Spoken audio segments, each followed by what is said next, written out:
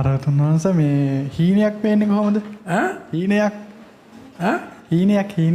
හීනයක් පේන්නේ. හීන පේන්නේ අර මතක සටහන් හැටියට තමන් තදූපයන් පටිච්ච කරගත්ත දේ අඩ නින්දෙදි.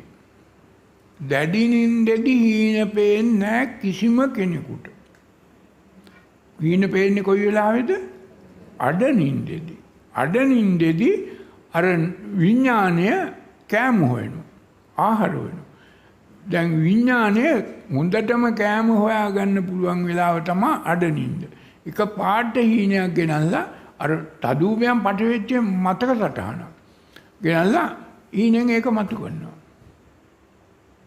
ඒකනුත් ඒකත් අපි මේ අනුසති වඩලා ඒකනුත් මිදෙන්න ඕන. ඒක උපාදානය කරගත්තොත් වැරදි.